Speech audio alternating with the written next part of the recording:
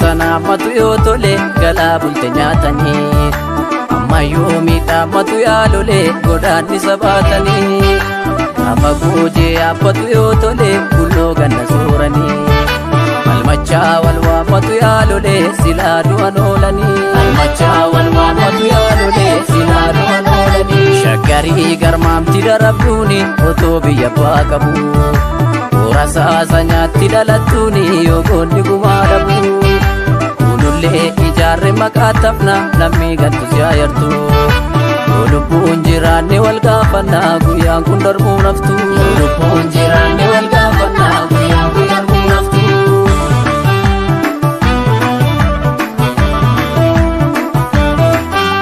ilaashi guma badde baasisa gaafatiki gaafaruun duruu beekna maaltu nu naasisa gaafatiki naa jedhe gaafaruun as deebite dubbiin akka kaleessa barritiki waammadhu waabiroo yaaqeerroo walitti sagaleessa gaafatiki gaafaruun akkam bullee dubbiin amma kaleessa barritiki waammadhu waabiroo yaaqeerroo walitti sagaleessa gaafatiki gaafaruun yaa ijoollee Oromoo wal jajjabeessa gaafatiki gaafaruun wal waammata wal baasu bidda keessa gaafatiki waammadhu gaafaruun gaafatiki gaafaruun waammadhu gaafatiki gaafaruun waammadhu gaafatiki gaafaruun waammadhu gaafatiki gaafaruun waammadhu waammadhu waammadhu waammadhu waammadhu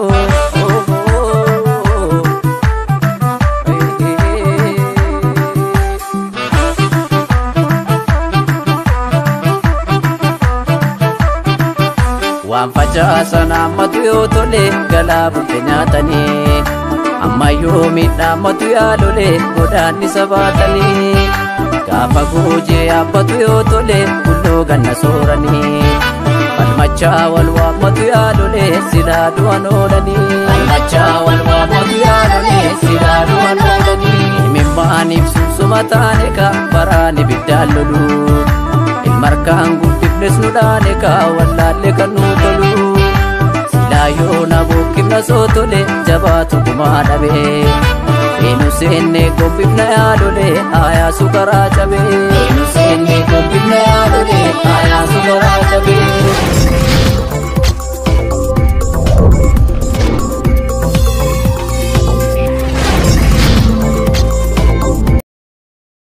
harka fuunee dhaggeeffattootaa fi daawwattoonni Oromiyaa Miidiyaa Teknooloojii akka nagaa jirtanii fayyaa keessan jecha nageenyi keenya kan onne irraa maddee bakkuma jirtanitti isin haa ga'u jecha guyyaa addaa akkuma beekamutti sagantaa keessummaa qabadheetiin isin dhufe sagantaan keessummaa keenya guyyaa addaa akkuma beekamutti qeerroo Oromiyaa irraa yeroo ammaa kana qabadheetiin isin dhufe qeerroo keenya keessumaanuyyuu kan keessummaa har'aa keessummaa kabajaati keessummaa keenya nu wajjin hanga xumura sagantaa keenyaatti akka nu wajjin turtanis affeerraa keenya asumaan ammoo kara keessummaa keenyaatti isin dabarsina asumaan kara keessummaa keenyaatti isin dabarsina keessummaa keenya wajjin turtii gaarii isin jenna yooyyaa kara Oromiyaa Miidiyaa Teknooloojiitti baga nagaan dhuftan ayyee isinillee Oromiyaa Miidiyaa Teknooloojii baga nagaan beekdanii galatoomaa bagan maan keessumaan yoo abdii mee ummata keenyaan wal bari isin jedha eenyu isin jedhani keessaanuu qeerroo Oromiyaati yeroo ammaa kanatti kara Oromiyaa Miidiyaa Teknooloojiitti dhufu keetiinis maqaa dhaggeeffattootaa fi daawwattoota Oromiyaa Miidiyaa Teknooloojiitiin galatoomii ulfaadhu isin jedha mee asumaan ummata keenya wal bari ayyee isinillee warri Oromiyaa Miidiyaa Teknooloojii Ormaa guddaa saba kanaaf oolaa jirtanii ulfaadhaa affeerraa naaf gootaniifis maqaa qeerroo Oromiyaatiin maqaa uummata Oromootiin maqaa qabsaa'ota Oromootiin galatoomaa isiniin jechuu barbaada. An abdii qeerroo Muunisaan jedhama qeerroo Oromiyaatii warra mirga isaatiif falmatu keessaa tokko Oromiyaa irraa jechuudha.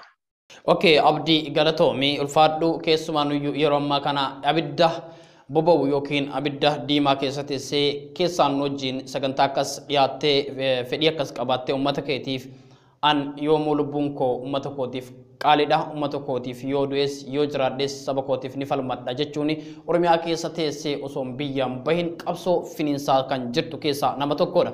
Mee abdii keessaanuu gaafii keenya guyyaa har'aatti Oromiyaan situ nurra argasi Oromiyaan maal keessa jirti jechuudhaan gaafiif deebii keenya ka waliin taasifnu ta'a. Mee Oromiyaan maal keessa jirti abdii? Galatoomii reyaadoo keenya Oromiyaan maal keessa jirti isa jedhu duratti wanta tokko siin jedheeti ka'uun barbaada. Gaafa biyya keessaa qabsaa'onni qeeroon socho'anii gaafa mirga isaaniitiif falmatan gaafa dhugaa saba isaaniitiif dhaabbatanii aarsaan itti aanee dhufullee wanti namarra akka dhuunfaatti namarra ga'ullee akka sabaatti illee ga'aa jirullee baay'ee guddaadha. Isa kana yoo beektaa gaafa roorroon daangaa dabarte gaafa roorroon hammaatte sodaa waan jedhamu si keessaa balleessiti beete namni gaafa manachiisillee eenyuma du'a eega duutiin oollee dhugaa keetiif du'uun dhugaadhaaf du'uun saba keetiif falmatu jedhuu fi namni ofirratti murteessee garasitti kan deeman proud of nama baay'een jiraa jaallan biyya keessaa qabsaan dhugaa isaaniitiif lubbuu isaanii kennanii jireenya jechuun bilisummaadha. Jireenya jechuun gaafa sabni koo jiraateedha. Gabrummaa buti caalte hin jirtu jedheeti namni ofirratti kan murteessee dubbatu nus lubbuu jibbinee miti roorroon daangaa dabaraan carraa biraa sila hin qabnee fi gootas waan ta'eef miti namni beekte carraan biraa waan hin jirree fi namni garanatti kan dhufu kana jedhee si eegaluu eegalaa siif eegalaa Oromiyaan maal keessa jirti kan jedhu yaa'u akkuma wajjin quba qabnu anseenaa biyya kanaa keessatti nu dhaloota ammaatillee sirna darbe sana sirna Ihaadigii sirni nuyi dhaloonni koo beekullee Ihaadigii taa'ee sana wanti dhaloonni koo beekullee hanga dubbisetti illee seenaan akkanaa dachii Oromiyaa fi uummata Oromoo irratti illee yeroo raawwatame ani hanga seenaa irraan dubbisetti illee nagarre beete Oromiyaan gabaabumatti osii deebisu Oromiyaan dhiigaa jirti. Dhiiga ilmaan iseetiin dachii badhaadhaa jirtu isaa kanatti guyyaan ishee hedduu awwaalataa jirti. Guyyatti dachii ishee irratti haati Oromoo boo'aa jirti. Abbaan Oromoo boo'aa jira. Magaalatti Oromiyaan dachii baasuu kan isaa dachii osii deebisu jechuudha. Mee abdii keessumaaniyyuu waa malee Oromiyaan yeroo ammaa kan maal keessa jirti jedheessiin eegallee keessumaaniyyuu qabxii keenya ijoo isaatiin hangafa kan eegalle Oromiyaan hoo abdiif maali ka jedhuufi abdiin hoo Oromiyaaf maali abdiin mee eenyu keessumaaniyyuu waa'ee abdii hawaasni kenna hedduun keessaanuu maqaa kee yoo si beekan illee fuulaan akkasitti waan si beekan hinatti hin fakkaatu haa ta'u qabsoo irratti namoonni hedduun si beekuu danda'an mee abdiin eenyu baragiraawundi abdii hoo mee muraasa keessa yoo nu tututte akkaan jaalanna. Abdii godina Arsii aanaa Muunesaati. Barsiisaan ture. Nama bara wayyaaniilee dararaan hedduun irratti raawwatamaa ture.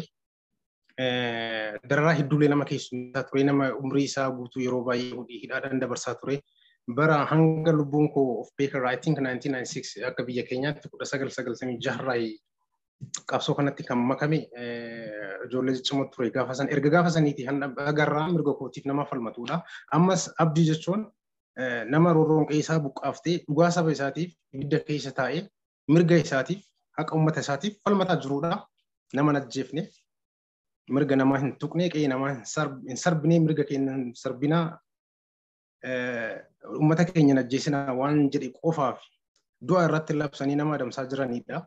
Hanga lubbuun jiru nama ofirra murteessee dhugaa saba kootiitiif hanga jiraadha saba jiraadha haqa saba kootiif jiraadha nama sochii qabsoo Oromoo keessatti waa gahee isaa buusuuf ulee gadi fiiguudha kanuma jiran. Dararaan maatii koo irra gahaa jiru anaa fi maatii koo irra gahaa jirullee dararaa qabsaa Oromoo qabsaa'ota Oromoo fi maatii isaanii irra gahaa jiruun adda miti. Immoo kan qabsoofneef maatii kootiif miti abbaa kootiif miti yookaan daa'ima kootiif miti uummata Oromootiif. Miidhamni isaan irra gahaa jiru miidhama maatii Oromoo guutuu irra gahaa jiru.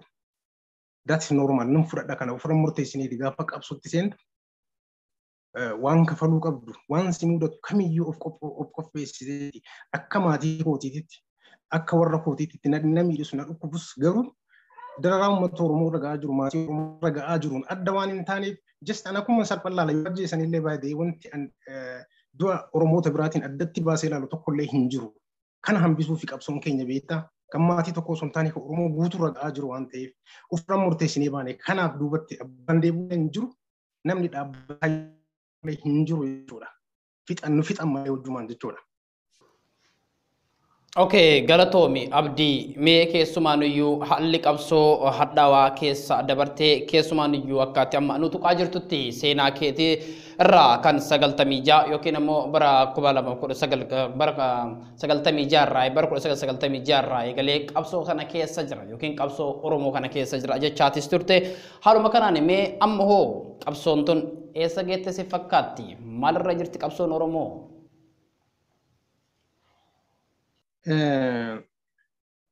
Dhugaadha imalli qabsoo Oromoodhaa baay'ee dheeraadha. Seenaan imala qabsoo Oromoo keessatti jiru waa hedduudha wal xaxasi.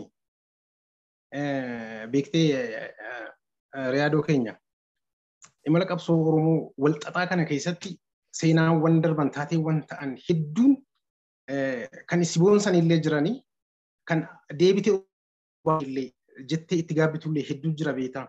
So deemnee maaliyyuu kafallu maal taanu har'a geenye jirra. Har'atti qabsoon Oromoo qabsoon karaa nagaa nama qabsoo karaa nagaatti amanuudha nama yaadaan amanuudha. Beektee garuu balballisii kompiliitilii cufamee jira har'a. Karaa guutumatti karaan qabsoo karri qabsoo nagaa ballee karaa qabsoo nagaa guutumatti waan cufameedha Oromiyaa keessatti.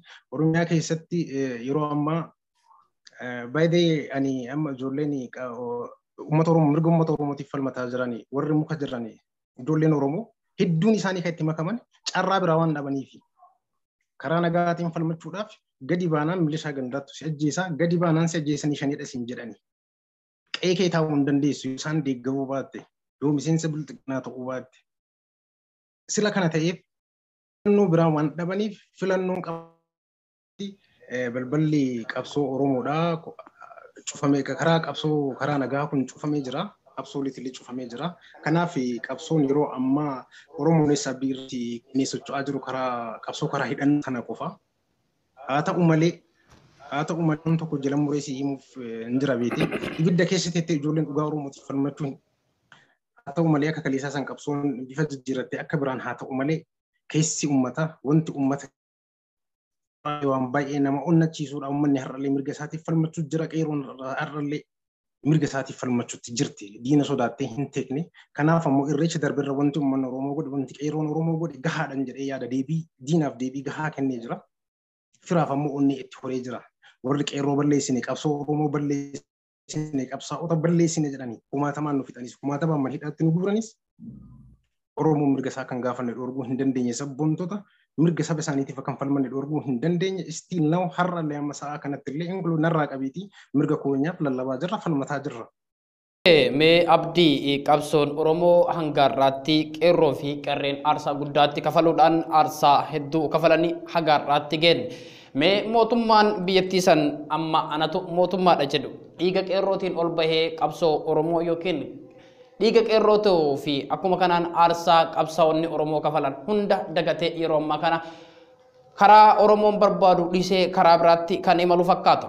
Keessumaanuyyuu aarsaa lola TPLF yookiin lola kallattii kibbaa irraa eegale kanaan ol qabatee qeerroo Oromoo hedduun achirratti akka dhuman yookiin immoo achirratti erguudhaan dirqiidhaan namoota hedduu mana hidhaatii fi akkuma kanaan hawaasa irraa dirqiidhaan guuruun ummata keenya hedduu lubbuu isaanii dararaatis ture hanga har'aatti jira. Mee kana hoo akkamitti ibsita? Akka qeerroo biyyaatti maaltu ture? Akkamitti ummata keenyaaf ibsitame? Ani gaafii bareedaadha gaafii an barbaadu. Riyaad gaafii tokko irraan siin eegalan yeroo hunda waan hin gaafadhu ani. Wanta gaafii keetti illee naa deebi'uu dhabe. Maal godhe Oromoonni? Maal godhe Oromoonni? Maaluma godhe Oromoo? Maaluma balleesse kun biltsiginnaa? Maaluma balleesse qeerroon biltsiginnaatti? Yoo dhiiga ofii itti jiksee lafee itti cabee ergamtummaa diinaa jalaa wayyaanee jalaa isaan baasee nama isaan godhe malee Oromoo isaan godhe malee ashkara wayyaanee baasee yoo nama godhee mootummaa godhee araa kiiloo isaan galche malee maaluma godhe Oromoo maaluma godhe qeerroon Oromoo maaluma badiin baay'ee angaafi kanaaf deebiin barbaada ture. Odoo naa deebisanii warra bilchaginnaa kana nu godhe Oromoon osoo jedhanii na himanii. Qeeroon har'a isaan diinummaa irratti labsanii. Uummanni har'a isaan diinummaa irratti labsanii lafarraa duguugaa jiran kun bare. Warra waggaa 27 harka duwwaa isnaayiperii fi taankii fuuldura dhaabbatee gaafa ishiin nu duguugdu. Gaafa ishiin wayyaanee wajjin nu fixxu qe'ee keenyatti. Mirga keenya qofa waan gaafanneef. Uummata harka duwwaa qeeroon Oromoo barataan Oromoo harka duwwaa isnaayiperii fi taankii wayyaanee fuuldura dhaabbatee harka duwwaa.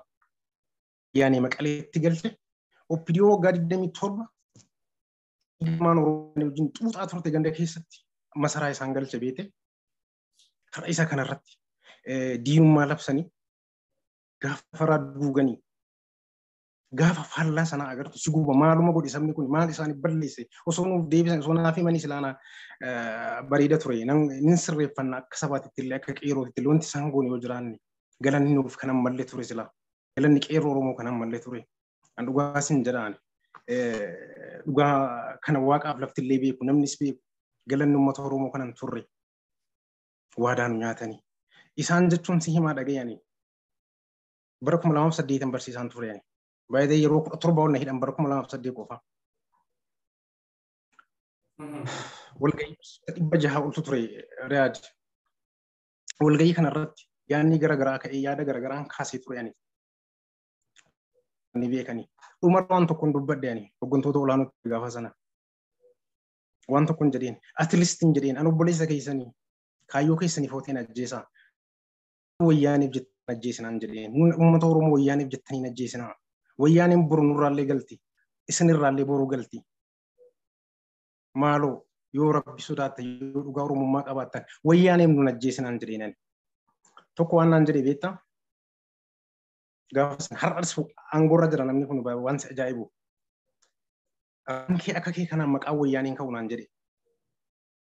Nama 600 oltu ture kana ni gaafatta. Waan ifan namni hundi beeku jechuudha. Maqaa dhee dubbachuu danda'a eenyu akka ta'e.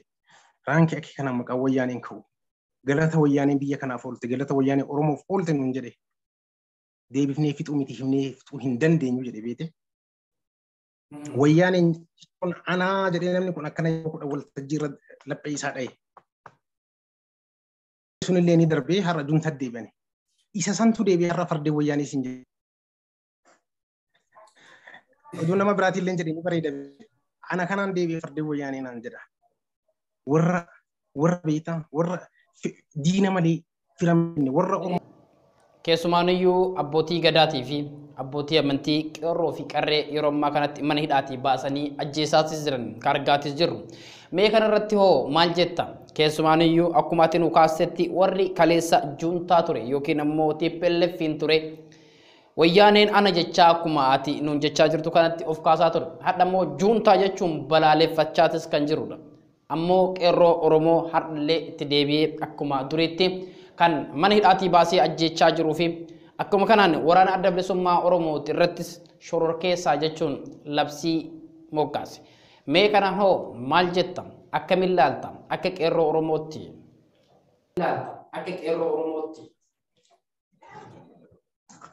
Ani kana gabaabatti siif hima Riyaadoo sagaleen kun dhagahamaa ta'e. Nama waan hin galleetu jira. Oromoon har'a bilchiginnaadhaan maa morma? Abiyyiin maa morma? Waan Abiyyiin jibbinuu fi sila badhaadhina jibbinii fi maali qabsaa'onni Oromoo kan sirna kana mormaniif dura dhaabbataniif noo jedhaniin. Gaafii kana gaafa deebifne gocha har'a uummata Oromoo irratti raawwatamaa jiruuf deebii arganna. Lolli hadda Oromoon godhaa jiru lola ayidooloojiiti. Lola ayidooloojiiti. Baay'ee kaleessa gaafa wayyaanii morminu wayyaanii wajjin rakkoo hin qabne ture kan guddaanis beekuu qaba ture. Wayyaanii wajjin wayyaanii biratti an hojjechuu yakkan turre. Hinatiin jechuudha yakki gaafa sani. Nan ajjeesin jechuudha yakki gaafa sani. Isin saamtota jechuudha yakki gaafa sani. Marii an Oromoo jechuun turre. Har'a ammoo sirna kana keessatti waraanni Oromoon sirna kana wajjin godhaa jiru waraana ayidooloojiiti. Waraana ayidooloojii gaafa siin jedhu waraanni godhamaa jiru waraana Oromummaa balleessuuti. An Oromoo jechuutu yakkami har'a. An Oromoo jechuun yakka. Sirna kana keessa. Bara kana keessa irreecha irratti alaabaan abbaa gadaa, faajjiin abbaa gadaa dhoorgamee peestaalii keessaa guuramee makiinaa keessaa guuramee gatamee alaabaan Minilik keessummaa irratti dhiyaate. Bara bilchaginnaati Oromummaa Yuudam kan jedhamee hiriirri ba'e. Haacaaluu ajjeefne Jawaar nu hafa jedhamee hiriirri fireetti mootummaan eegamaa kan ba'e. Nafxanyaan hin jedhanii uffata tiishartii hojjechiifatanii mootummaan eegaa darbanii. Daamiinsi waraanni har'a godhamaa jiru lolli har'a Oromoon godhaa lola ayidooloojiiti. Isaanis Oromummaa balleessuudha. Nus Oromummaa hin baddu isintu bada malee an Oromoodha. Akka Oromootti jiraachuuf lolli nu godhaa jirru. Daadariitiin waan Oromoo fakkaatu waan Oromummaaf dhaabbata jedhamu qabsaa'ota Oromoo kumaataman mana hidhaa jiran dhibbaatamaan fixanii jiranii warra Oromoomaaf fixan Oromummaan lisin godhe an Oromoo abbootii gadaa osoo hin dabalanne gocha akkasii raawwatanii jiran bifa sirnichatu sirna akkasii waan ta'eef sirnichatu sirna Minilik deebisanii irratti ijaaru waan ta'eef Itoophiyaa afaan takkitti Itoophiyaa aadaa takka Itoophiyaa amantii takka Itoophiyaa sabdaneessatti namanne Itoophiyaan Oromoo jechuun xabbaamnu biyya kana diigas jettu sana Itoophiyaa afaan sanaan afaan durnuun jedhan sana Itoophiyaa afaan Oromoo afaan Amaariffaa dubbattu malee anta ganxaayina onagna maal sin jettu sana Itoophiyaa aadaa takka amantii takka afaan takka sirna deebisanii ijaaruuti. Kanaaf ammoo tarsiimoon ba'eeti. Waan kana fuuldura dhaabbata hunda abbaa feete isi balleessanii har'a. Duulli duula Oromummaa balleessa. Takka yaadoo duulli namni amma nama du'uu fi nama hidhamu maal kana laala. Noo achi miti dubbiin sirnicha laala. Sirnichatu eeyyamee bare akkasii.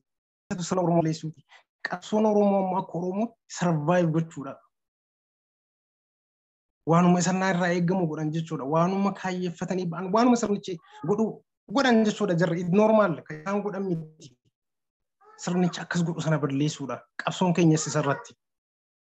Hanga dambuqoota ammoo kun itti fufa amanaa. Ta'ammatti na ibsitu kanatti qeerroon hoo yeroo ammaa kana maalitti jira?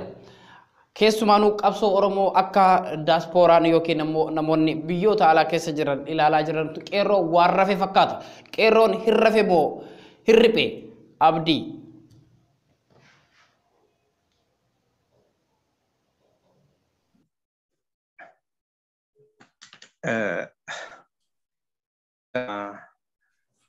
Beeta waan tokko jira beete.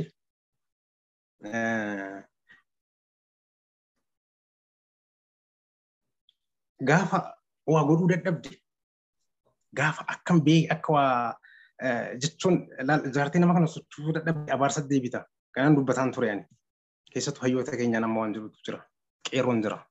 Kan jirre isini hayyoota Oromoo isini miidiyaa Oromoo kana dhugaan jiruun dubbadhaan.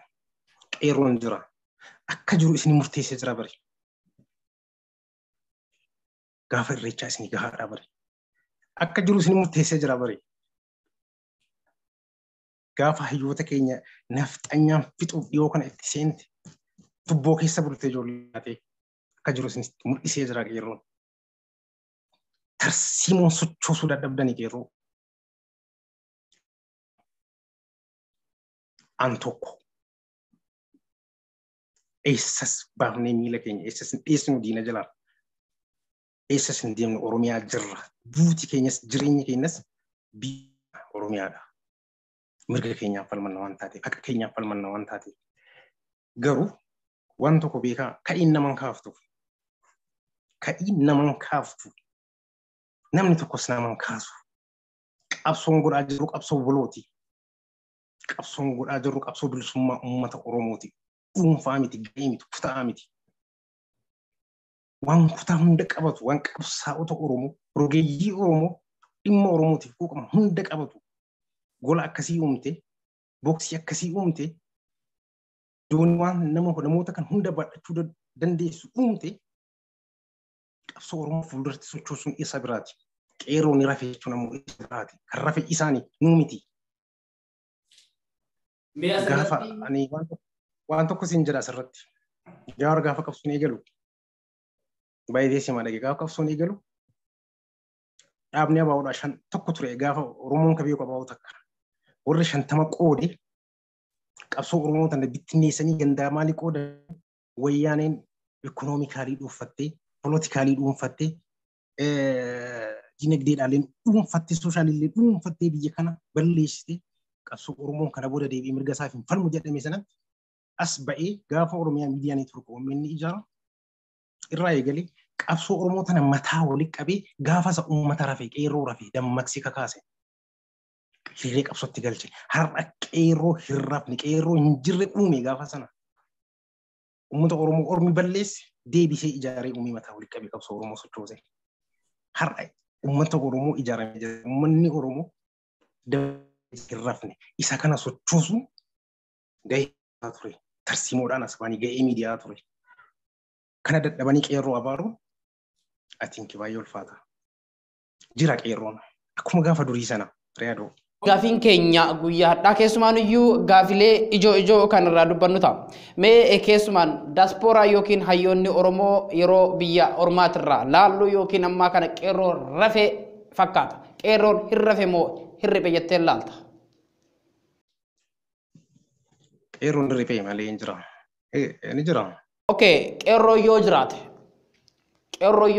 yeroo ammaa kanatti qabsoon Oromoo biyya keessaa yeroo socho'aa jiran sochoosuuf yookiin immoo tarsiimoo irra yoo kaa'amu maaliif hangammaa yookiin immoo hayyoonni keenya hin rafe jechaa jiran kanaafuu qeerroo maal barbaadaa riphe maaliif riphe jettee ilaalta? Hoggansaa barbaada. Tarsiimoo barbaada. Waan isa kaasuu barbaada.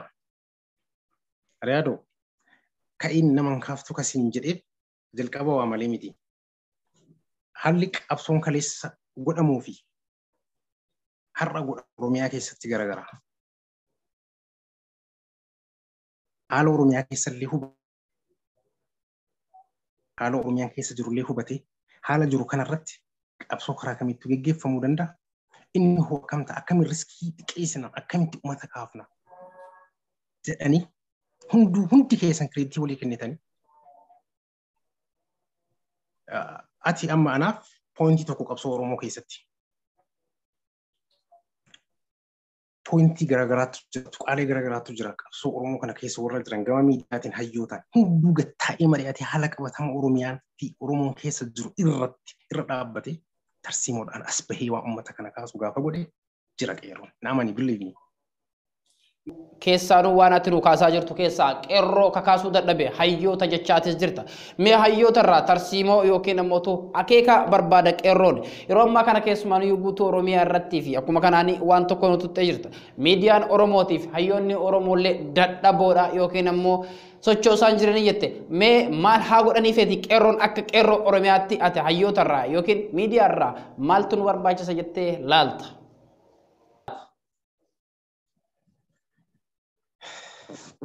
Tarsiimoo karoora gola diinaa laamsheessu gola qabsoo Oromoo cimsu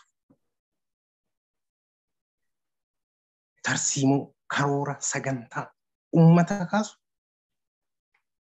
uummata tokkummaan kakaasu kan diina laamsheessu tarsiimoo daandii uummatti barsiisuu daandii tarsiimoo waan biraa miti bari andii manaa godhee tarsiimoo konkolaataa uummata kanaan deemu uummata gubatee dhokatee mana keessa qollofatee ciisu ittiin deemu qofa dhiheessuudha hayyoonni anaaf tarsiimoon sanaadha. Gartee? Turte. Qabsoon Oromoo amma karaa nagaatiin dadhabamteetis turte an nama qabsoo Oromoo keessumaan karaa nagaatti amanu keessaa nama tokko nuun jettees turte. Mee kanumaan keessoo amma yeroo ammaa kana keessatti qabsoo Oromoo kara waraana yookiin kara hidhannaatti amanamee uummanni Oromoo hundi kara hidhannootti qajeelee jira. Mee ati ammoo maal jetta waa'ee hidhannoo kana qeerroon Oromoo kara hidhannootti ammaa kana kan fuula garagalfatee jiru qeerroon maaliif waraana seenee yookiin mootummaa kana ofirraa hin fonqolchine jetteet yaadda? Rakkoon maali? Rakkoo lamatu jira.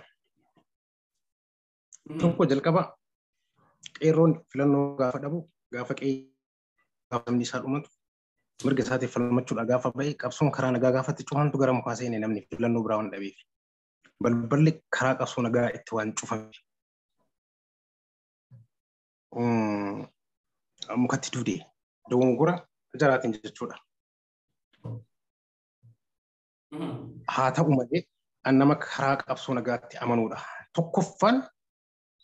Tokkoffaan karaa qabsoo nagaatiin injifannoon ati galmee injifannoon ati gonfantu injifannoo ummataati. Social society kana ampaawar goota. Ummatatu moo'a. Wareegamni kafaltullee xiqqaadha. Jedheen sila namanuuti. Isa kanaaf garuu abbaa qabaachuu abbaa hoogganuu barbaaddi. Abbaa hosin jedhu nama tokko miti. Hayyoo Oromoo tarsiimoo sagantaa sochoosuu danda'u Oromoo qabsoo galchuu danda'u barbaaddi. Abbaan argamnaan har'as jirti qabsoon karaa nagaa takaleessa wayyaanee saniin caaltu jechuudha. Garuu asiin akkasii abbaa ta'e nama qabsoo kana hoogganu tarsiimoon as uummata kana sochoosuu ni dhabame. Qeerroo mana taa'ee du'a uummanni isaan dhumata. Filannoo biraan dhabee mukatti fiidde ijoolleen. Sunis akkuma jirutti ta'e warri karaa nagaatiin mirga Oromootiif qabsaa'u warri karaa hidhannootiin mirga uummata Oromootiif qabsaa'u wal hubannaan connection uumame karaa wal hubannaa qabu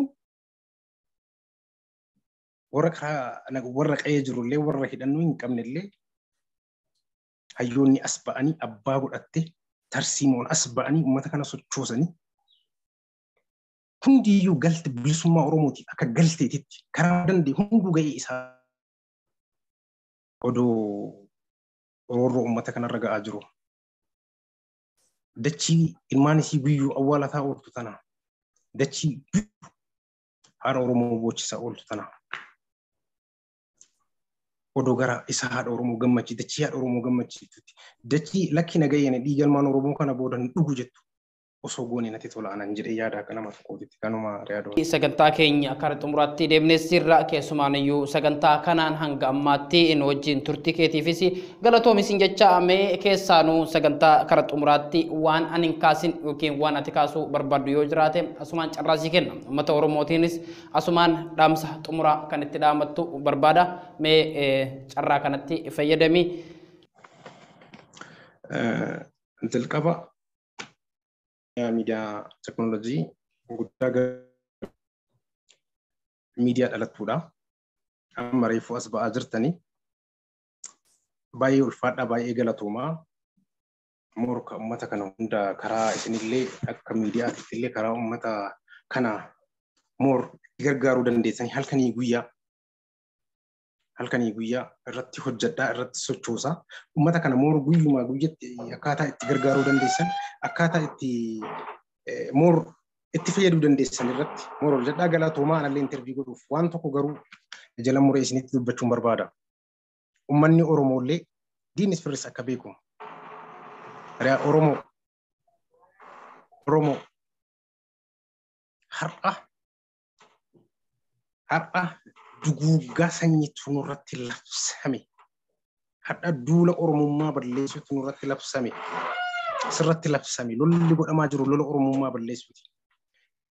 Wanti godhaa jirru ammoo qabsoo Oromoo taanee jiraachuuti. Waan Rabbi nuuf uume eenyummaa keenyaan qe'ee keenyatti abbaa taanee afaan keenya dubbanne jiraanna gaafii walqixxummaati gaafiin Oromoo gaafate. Gaafii Oromummaati. Oromiyaan immoo kan godhaa jiru zamachaa Minilik jedhee maal jedhee waan Oromummaa tana lafarraa balleessu Itoophiyaa kaleessa afaan takka san deebisanii ijaaruuti. Kun gola tokko seena. Bilisummaan kan walooti. Ka abdii qofa miti. Kan riyaadu qofa miti. Ka OMN qofa miti. Ka OMT qofa miti. OMT qofa miti. Kan Jawaar qofa miti. Hayyoonni Oromoo bilisummaa keetiif mana hidhaa jiranii. Odoo jireenya gaarii jiraachuu danda'anii. Namni lubbuu fi kennee akkas dubbadhuuf bilisummaa keetiif bilisummaa dhuunfaa qofa miti. Hanga maatii keetti namni dantaa dhabdee akkas baatee rakkattee barandaa bulaa kan qabsooftuuf bilisummaa keetiitiif. Osoo hin banne akka sabaatetti. Osoo seenaan gurraachi kaleessaa deebi'ee har'a irratti ammallee raawwatamaa jira baay'ee. Guyyuunu edaatuma deemaa jira. Seenaan sun odoo deebi'ee uummata Oromoo fi Oromiyaa irratti hin raawwatan darbaa ka'e dammaqee mirga keetiif. Duuti mana siitu si oolaan jirtu. Du'a mo'annee baane du'aaf sodaa waan jedhamu beektaa yaadu Haacaaluun gaafa du'e booda awwaallee baane. Nu jechuu danda'uu qabna. Nu ga'a bara meeqa boonna? Nu ga'a bara meeqa awwaalanna dhallee nu ga'a. Kana waan ta'eef har'atti sirni Oromoo nyaataa jiru, sirni Oromoo lafarraa duguugaa jiru, sirna yeroo ammaa biyya kana bulchaa jiru, sirna bilchiginnaati. Sirna Abiyyi. Warra Oromoo fi qeerroon Oromoo fi Oromoon qabsaa'onni Oromoo dhiigaa fi lafee isaaniitti cabanii aangootti isaan baase. Sirna Minilik nurra deebisuuf, sirna Itoophiyaa kalee nurratti ijaaruuf lafarraan duguugaa jiran. Sirna nu nyaatu kana ofirraa buqqisuuf harka walaa qabannu jabaadhaa dhugaa qabna. Haqate. Rabbiin nama haqa qabu ni gargaara. Ni moona kana shakkinaa ni moona. Injifannoon kan uummata Oromooti.